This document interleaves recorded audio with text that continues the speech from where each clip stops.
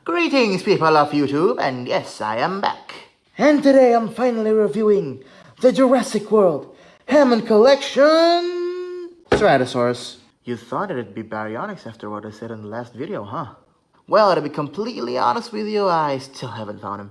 I mean, literally, today was the first day I ever found any Hammond collection figures on shelves. What the heck is wrong with my country? Maybe they thought these won't sell as well?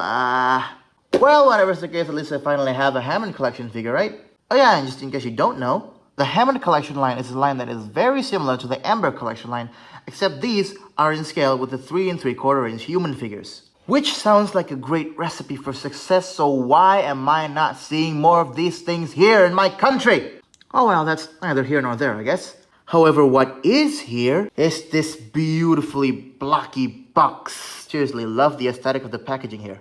Looks like she's enclosed in some sort of a cage. I think a certain white substance of mine is also need to be enclosed in some sort of a cage. But I digress. You can see there it says Ceratosaurus. Some nice detailings here so that it looks like it's made of metal. Here's the Hammond collection logo that looks absolutely gorgeous. And here we have a very glossy and very moist looking Jurassic Park logo. On this side, you get another Hammond collection logo. At the back of the box, you can see a really cool product shot of the actual figure there. I still love the Ceratosaurus from the actual movie. A little bio here, if you want to read it, go ahead and pause it. Jurassic Park 3 logo right here. They really should have stopped at 1. And on this side of the box, another really cool product shot there. At the top of the box, some more nice artwork of the packaging. And the bottom of the box is as unimportant as my role in society. And with all that pondering out of the way, let's unbox this girl and see if she's worth the wait.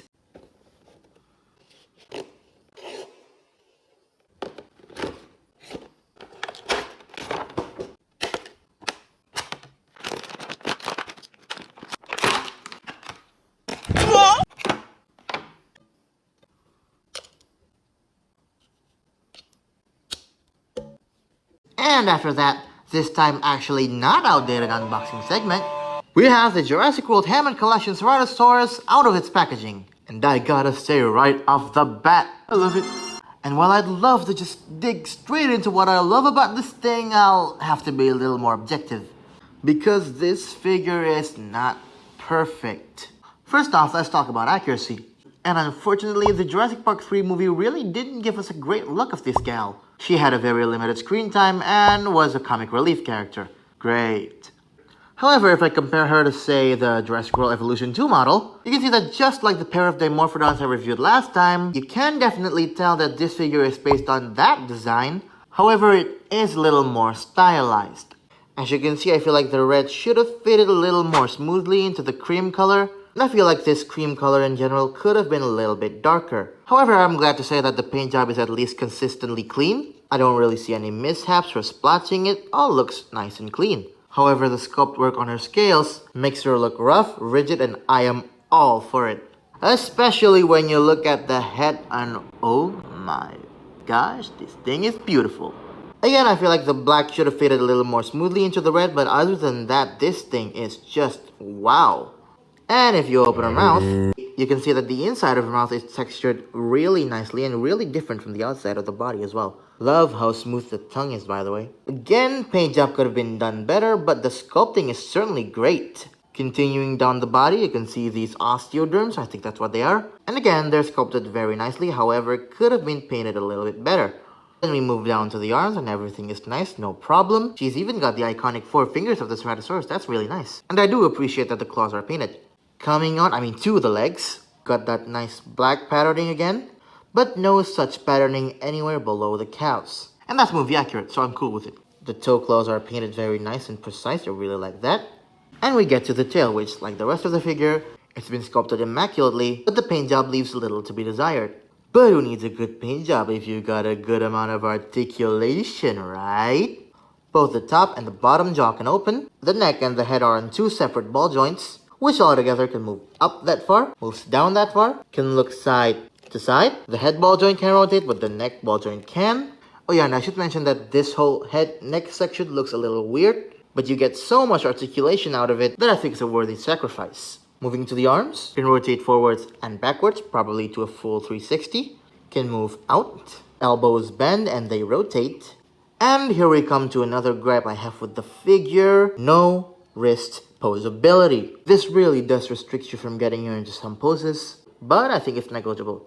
You can also bend the elbow this way if you want to. Legs rotate forwards and backwards. Again, probably can go full 360, but I'm not risking it. She can kinda do the splits. Her knees bend and they also rotate. And the part that really surprises me about this figure, the ankle and the toe joints are soft ratchet joints. And these soft ratchet joints really provide extra stability if you want to stand her up. Oh yeah, and her ankles rotate. And a toe pivot. Could go a little more than that. And finally, the precious tail. First off, it's on a ball joint, so you can move it all over the place. And the tail may feel solid at first, but it's actually... ooh, bendy wire. This tail is really satisfying to pose. You can get some really natural curves with this tail. And trust me, this figure just looks awesome in a proper pose. And have I mentioned how sturdy this thing feels? Really, the loosest part for me is the tail ball joint, and that's easily fixable. Also, this thing is quite heavy for its size. And how big is she, you may ask? Well, for some size comparisons, here she is next to the Jurassic World Fallen Kingdom Roarvor's Baryonyx. I still need the Hammond Collection version. A fellow chunky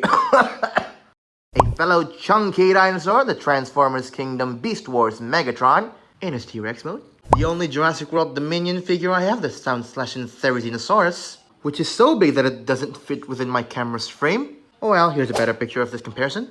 Comparing her to a regular 6-inch figure, here we have the Marvel Legends Mr. Knight. And finally, another recent pickup of mine, the Transformers Studio Series Wheeljack. Might even review this guy if I'm in the mood.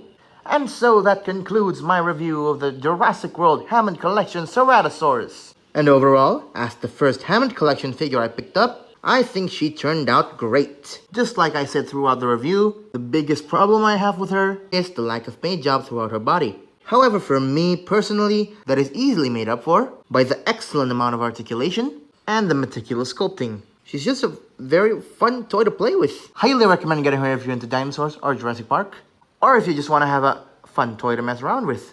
And that'll be all from me. I sincerely thank you so much if you're watching this video, and I'll see you all probably next time.